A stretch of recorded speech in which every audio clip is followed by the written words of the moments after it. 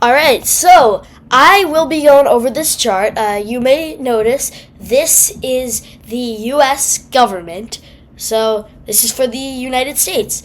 So you'll see the yellow boxes, the yellow/orange boxes, show legislation, Congress, Senate, House of Representatives. These are all part of the legislative branch. The blue boxes, these show cabinet, president, vice president.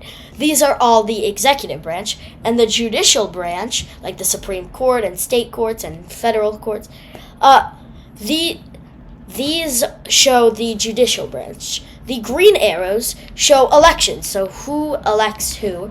The blue arrows show who appoints or controls who. The red arrows show anyone with veto power to a certain thing, / like repealing the actions. And purple arrows are people who approve other people. So let's start from the bottom.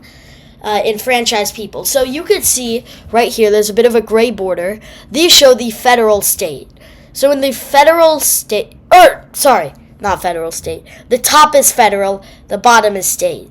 So in the state, you have the Electoral College, you have the state courts, the state legislature, and the governors.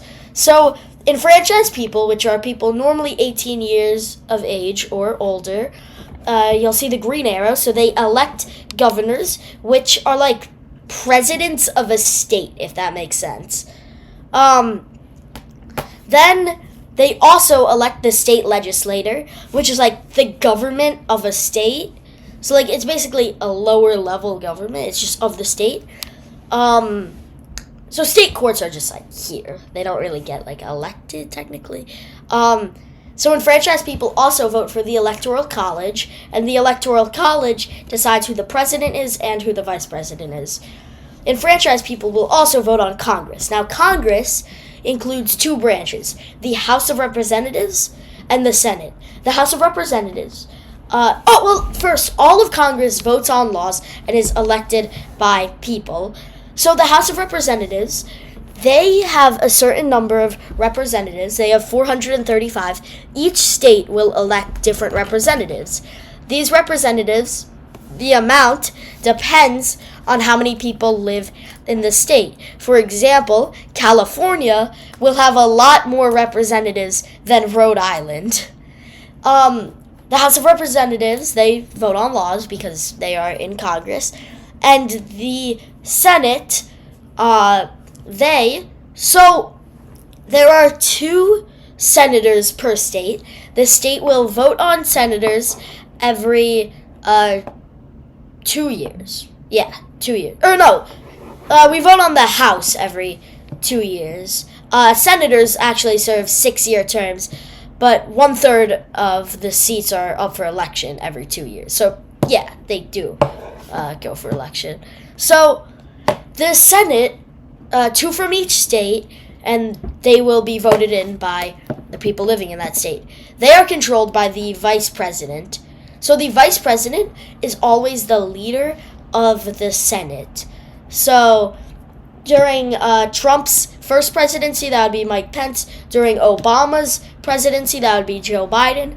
During Biden's presidency, that would be Harris.